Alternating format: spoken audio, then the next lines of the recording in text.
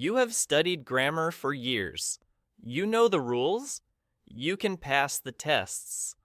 But when you try to speak, you freeze. Your mind goes blank. You feel the panic rising in your chest.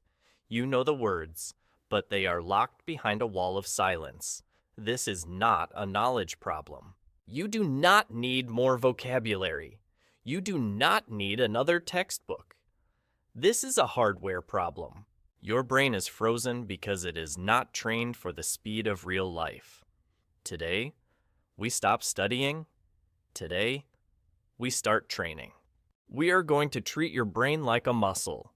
We are going to break the old habits and build a new machine. Welcome to Luminary English, where stories light the way to better English. You are not just watching a video. You are stepping into a story. Listen closely, feel every word, and let today be the chapter that changes your English forever. Protocol 1. The software update. We must begin with a destruction. We need to destroy your identity. Right now, you view yourself as a student. This is your biggest problem. It is the anchor that is dragging you down to the bottom of the ocean. Think about a library. A library is quiet. It is a place of worship for silence. A library is full of books. The books sit on the shelves, gathering dust. They are perfect. They are organized by genre, by author, by alphabet. But they do nothing. They just sit there. This is how a student treats English. You collect words like rare books. You organize grammar rules on the shelves of your mind. You polish them. You want everything to be perfect and silent. You are afraid to make a noise. You are afraid to mess up the order. You are terrified that the librarian will shush you. Now, I want you to leave the library. Walk out the door. Walk down the street to the industrial district. Walk into a factory. A factory is loud. A factory is messy. There is steam hissing from the pipes. There is the deafening noise of metal hitting metal. There are sparks flying everywhere. Machines are moving. Things are being built. It smells like oil and sweat and work. Sometimes a machine breaks and oil spills on the floor. Sometimes a product comes out wrong and is thrown in the scrap pile. But the factory does not stop. The factory produces. To speak English fluently, you must burn down the library and build a factory. A student gathers information. A speaker produces action. When you are in the library mode, you are passive. You are waiting for the perfect moment to use a word. You are terrified that if you speak, you will put a book on the wrong shelf. You are scared of the red pen. You are scared of the grade. But in the factory, mistakes are just part of the process. If you want to build a car, you will have waste metal. You will have sparks. You will have noise. You cannot build a car in a library. You must change your internal software. You must look in the mirror and say, I am no longer a student. I am a machine. I am a factory. My job is not to be perfect. My job is to produce. When you speak, it will be messy. That is good. That means the factory is open. When you make a mistake, that is just a spark from the machine. It means you are working. The silence of the library is comfortable, but it is the comfort of a graveyard. Nothing grows there. The noise of the factory is scary, but that is where the power is. Close your eyes for a moment. Imagine your brain. Do not see shelves of books. See gears? See pistons. See fire. You are not here to collect English. You are here to manufacture English. This shift is crucial. If you stay a student, you will always be waiting for permission to speak. You will wait for the teacher to call on you. But in the real world, there is no teacher. There is only the market. If you become a factory, you realize that production is the only thing that matters. Protocol 2. The input flood. Now that the factory is open, we need raw materials. You cannot build a car without steel. You cannot speak English without input.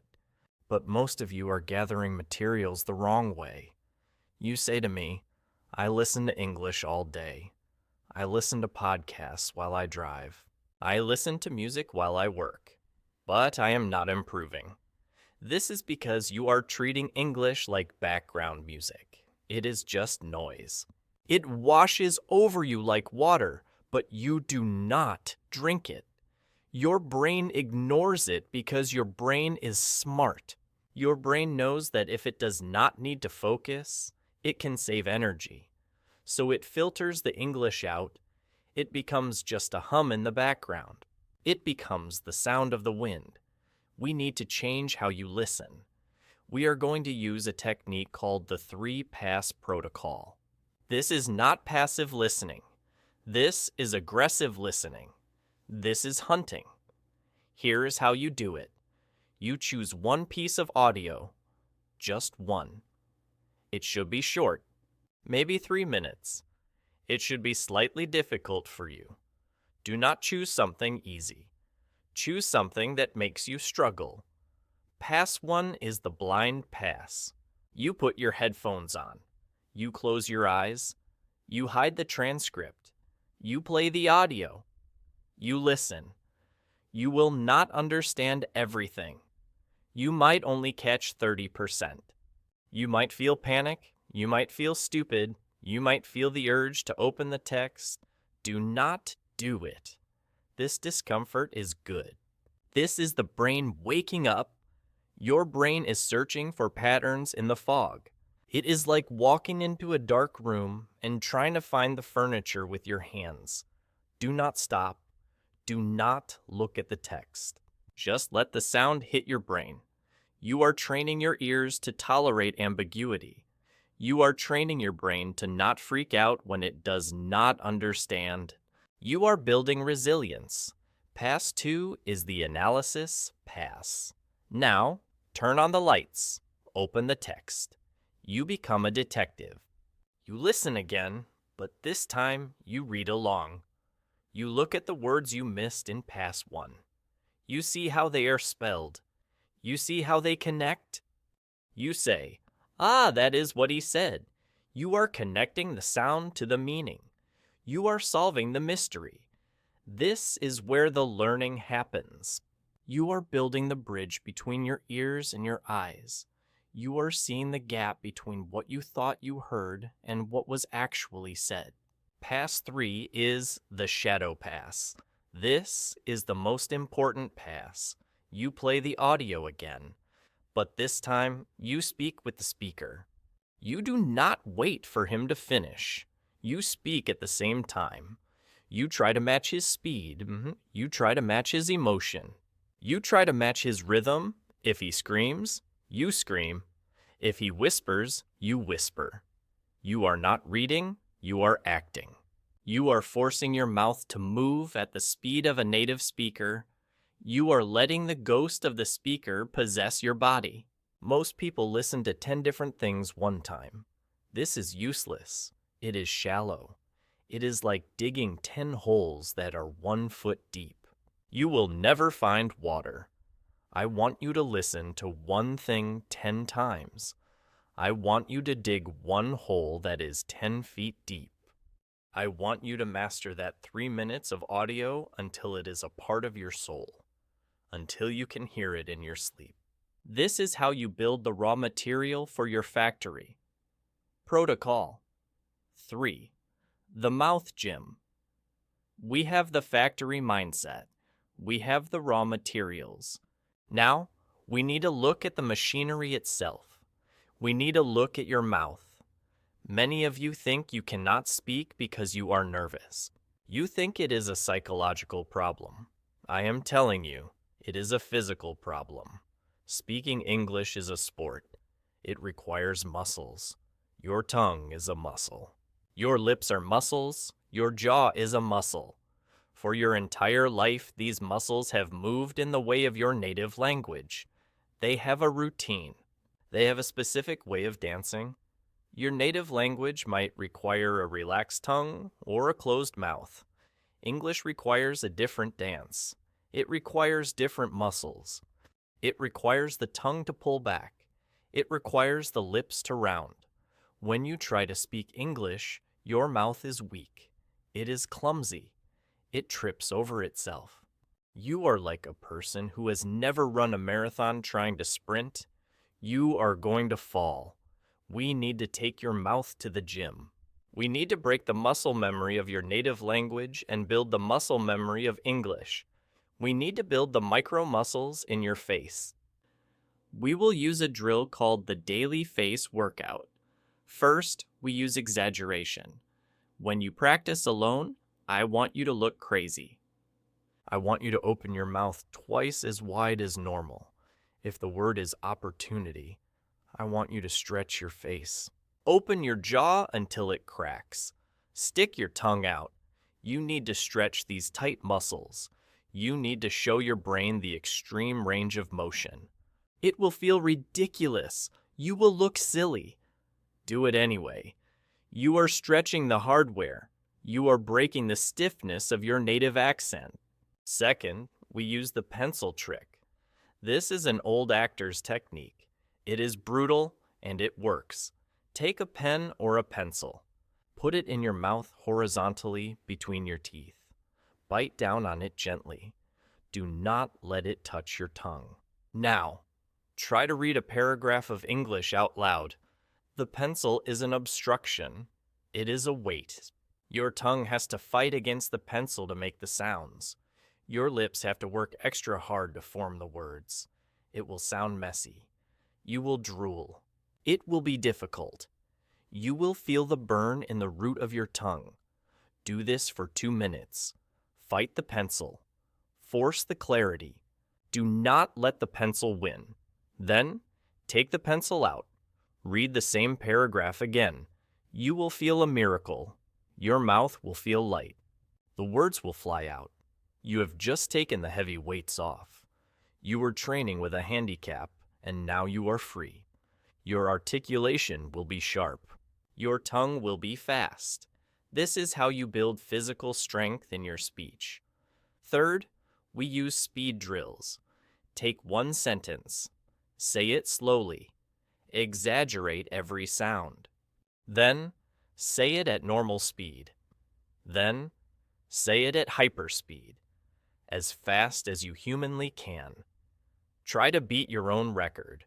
You are training the connection between your brain and your tongue. You are building the highway. You are teaching your nerves to fire faster. If your mouth does not feel tired after you practice, you did not practice. If your jaw does not ache, you did not work hard enough. This is a gym. No pain, no gain. Protocol 4. The middleman. Now we must deal with the enemy inside your head. We call him the middleman. The middleman is the translator in your brain. When you hear the word table, your brain does not see a wooden object.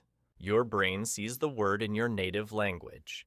Then it shows you the picture. When you want to speak, you think of the concept. Then you give it to the middleman. He looks in his big book.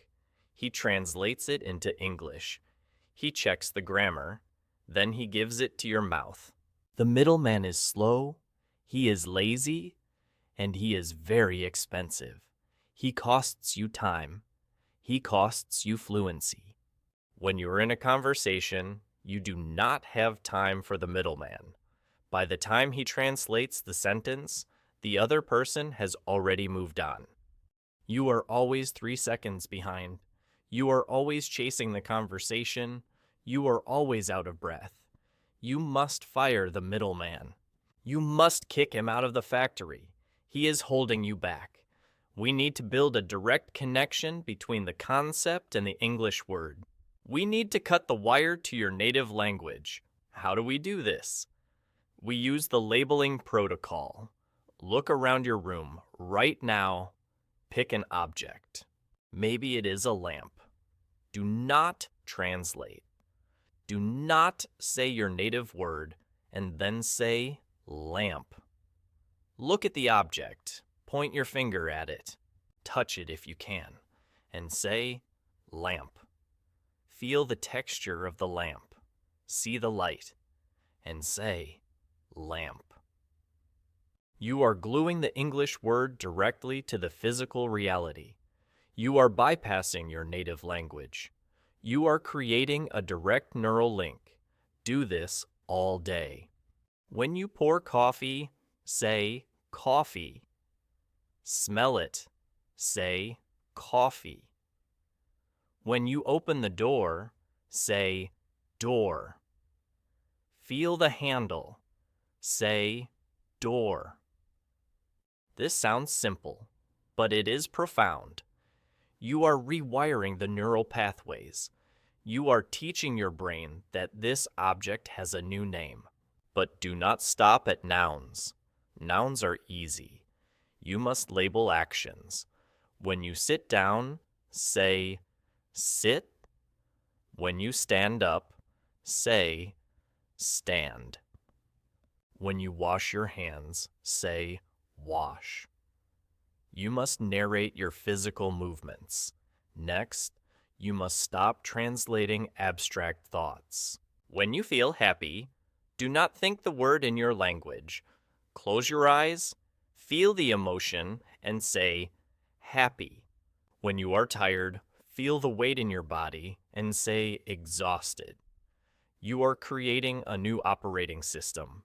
At first, the middleman will try to come back. He will knock on the door. He will try to help you.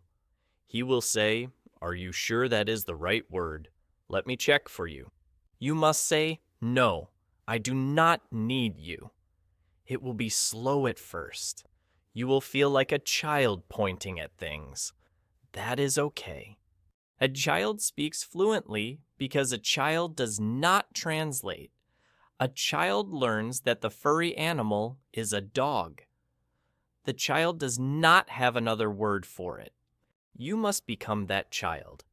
You must rediscover the world in English. Protocol 5. The emotional anchor. Why do you forget vocabulary? You study a list of 20 words. You repeat them. You write them down. 2 days later, they are gone. Why? Because they are boring. Your brain is an efficiency machine. It deletes things that do not matter. It deletes things that are not dangerous, or exciting, or important. A list of random words is trash to your brain, so it throws the trash away. But think about this. Imagine you are a child. You see a fire. You reach out and touch the fire. It burns you. You scream. You feel pain. Your mother yells, "Hot." Do you need to write the word hot 50 times to remember it? Do you need to study it on a flashcard? No. You learn it instantly. You learn it forever. Why? Because there was emotion. There was a physical sensation. There was pain. The brain remembers emotion. The brain remembers survival. The hippocampus, the part of your brain that stores long-term memory, is directly connected to your emotions. We need to hack this system. We need to add fire to your English vocabulary. We call this the emotional anchor. Stop learning words in a vacuum. Stop making lists of words like detergent or landscape. They mean nothing to you. Every time you learn a new word, you must attach it to a memory, a feeling, or a person. You must create a story. Let us say you want to learn the word betrayal. Do not just look up the definition. Close your eyes. Think about a time a friend hurt you. Think about a time someone broke a promise. Feel that anger in your stomach. Feel that sadness. Hold that feeling. Now, say the word betrayal. Now the word is not just letters on a page. It is glued to that memory. It is anchored in your heart. When you write example sentences, never write generic sentences. Do not write, "The man felt betrayal." Who is the man? I do not care about the man. Write, "I felt betrayal when my brother stole my money." Now it is real. Now your brain wakes up. Your brain says, "Oh, this is about my brother. This is about money? This is important. I will keep this." You must make your English selfish. It must be about you, your life, your pain, your dreams. If the English is not personal, it will not stick. You have to bleed a little bit into your studies. You have to put your own life into the words. If you do this, you will not need repetition. You will learn like a human, not like a computer. One moment of high emotion is worth 1,000 repetitions. Protocol 6. The Error Filter. We have built the factory. We are firing the middleman. But there is a poison that can kill everything we have done. That poison is the fear of failure. You have a filter in your brain. It filters your speech. It checks for errors. When you make a mistake, this filter screams at you. It says, "Stop! You are stupid. You use the wrong verb tense. Everyone is laughing at you." This filter causes you to freeze. It causes you to apologize. How many times have you said, "I am sorry for my bad English"? Not bisert. I want you to stop saying that. Right now. Never say it again. When you apologize for your English, you are telling your brain that speaking English is a crime. You are telling your brain that you have done something wrong. You are reinforcing the shame. You are putting yourself in a lower status. Let us look at a baby learning to walk. The baby stands up. The baby takes 2 steps. The baby falls down. Does the baby apologize? Does the baby say, "I'm sorry, I'm not a good walker"? Does the baby feel shame? No. The baby laughs, or the baby cries for a second. And then the baby stands up again. The baby knows that falling is part of walking. The baby knows that gravity is just a rule to be learned. You must adopt the baby walker mindset. Mistakes are not failures. Mistakes are data. When you use the wrong preposition and someone looks confused, that is just data. It tells you, "Okay, that path is blocked. I will try another path next time." We will use a drill called the "so what" drill. I want you to deliberately make a mistake. Go into a shop. Ask for something using the wrong word, or just imagine doing it. Imagine you say, "I want to buy a sheep," instead of, "I want to buy a sheet." Imagine the confusion. And then, in your head, I want you to shout, "So what?" So what? Did you die? No. Did the world end? No. The shopkeeper might smile. You might feel a little awkward, but you are still alive. You need to desensitize yourself to the pain of mistakes. You need to touch the fire until it does not burn anymore. Every time you freeze, every time you stumble, I want you to shrug your shoulders and say, "So what?" Keep moving. The factory does not stop for one broken part. The factory keeps running. Fluency is not about being perfect. Fluency is about recovery. The best speakers are not the ones who never make mistakes. The best speakers are the ones who make a mistake, smile, and keep talking. They do not let the mistake stop the flow. You must be brave. You must be willing to sound foolish. If you are willing to sound foolish, you will become a master. If you try to protect your ego, you will stay silent forever. Protocol 7. The Rhythm Code. There is a secret code in English that you are ignoring. You focus on the words, but you ignore the music. Every language has a rhythm. Some languages are like a machine gun. Rat-a-tat-tat. Every syllable is the same length. This is how Spanish sounds. This is how Japanese sounds. But English is not a machine gun. English is jazz. English is Morse code. English is a stress-timed language. This means that some syllables are long and loud, and some syllables are short and quiet. We eat the small words to get to the big words. If you say every word with the same speed, you sound like a robot. You sound unnatural, and more importantly, native speakers will not understand you. You need to learn to reduce the small words. Words like to, for, and, at. These words are not important. We crush them. To becomes ta. For becomes fur. And becomes n. We do not say fish and chips. We say fish and chips. We do not say, I am going to the store. We say, I'm gonna the store. You must practice this compression. You must practice the music. Listen to how native speakers pause. They do not pause after every word. They pause after a thought group. They speak in chunks. If you speak word by word, you are forcing the listener to work too hard. You are giving them pieces of a puzzle, but you are not putting the puzzle together. When you practice your shadowing in Protocol 2, do not just copy the words. Copy the music. Copy the silence. Copy the speed. If the speaker goes fast, you go fast.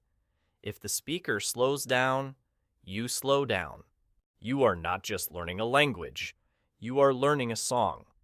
If you play the right notes but with the wrong rhythm, it is not music. It is just noise. Protocol 8. The 24-hour loop. Finally, we come to the environment. You tell me, I cannot learn to think in English because I live in Brazil or Japan or France. I need to move to America to learn. This is a lie. It is an excuse. You do not need a plane ticket. You are holding a portal in your hand, your smartphone, your computer. These are your borders. You can create an English bubble right where you are. We call this the digital border. You must build a wall against your native language. Step 1. Change your phone language to English. Every menu, every setting. If you want to change the brightness, you must do it in English. If you want to set an alarm, you must do it in English. This forces your brain to navigate the digital world in English.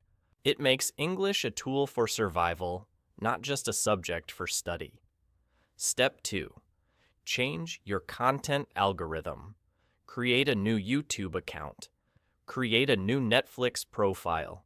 On this profile, you only watch English. Never click on a video in your native language. Train the algorithm to only feed you English.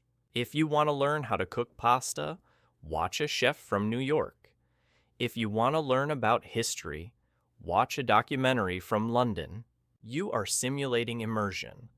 You are tricking your brain into thinking you have moved to an English-speaking country. Step 3. Narrate your life. This is the 24-hour loop. When you are alone, narrate what you are doing. You are in the kitchen.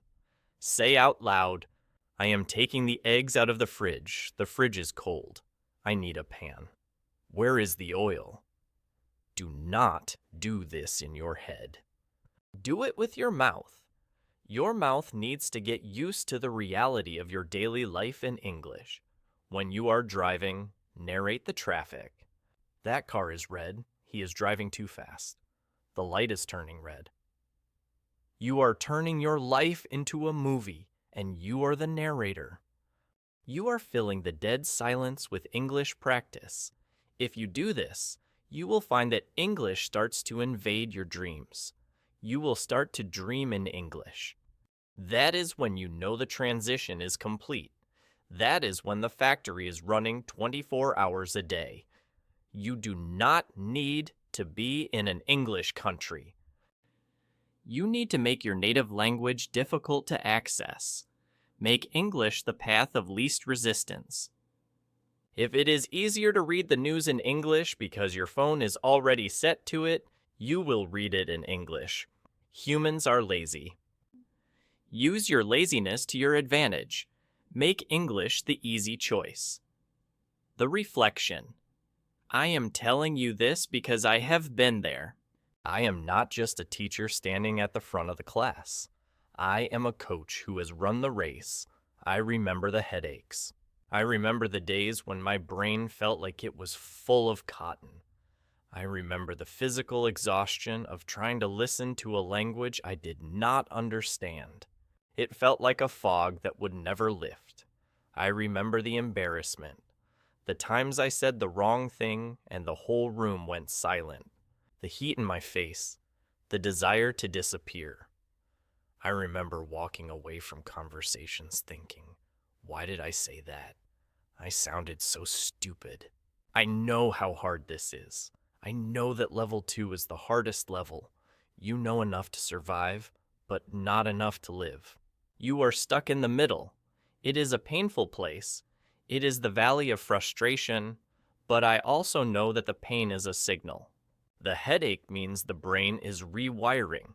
The exhaustion means the muscles are growing. The embarrassment means you are taking risks. If you feel comfortable, you are dying. If you feel pain, you are growing. There were days I wanted to quit.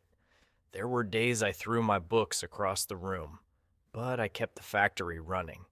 I kept the machine moving. And one day, the fog lifted. One day, I opened my mouth and the words just came out. No translation, no middleman, no fear. Just pure thought turning into sound. It felt like flying. And I want that feeling for you. I want you to feel the wind in your face. But you have to run through the mud first. You have to endure the training. The outro. The library is closed. The books are burned. The factory is open for business. You have the 7 protocols. You have the tools. Do not just close this video and go back to sleep. Do not let this be just another motivational moment that fades in an hour. I have a challenge for you. Right now, do Protocol 3. Put a pen in your mouth. Read a paragraph. Feel the struggle. Then take it out and feel the freedom. Prove to yourself that this is physical. This is Luminary English. We do not just learn the language, we live it. Like this video to mark your attendance. Subscribe to join the regiment. Comment below with your commitment. I am a factory. Remember, fluency is not a gift you receive. It is a muscle you build. Class dismissed. Now go train.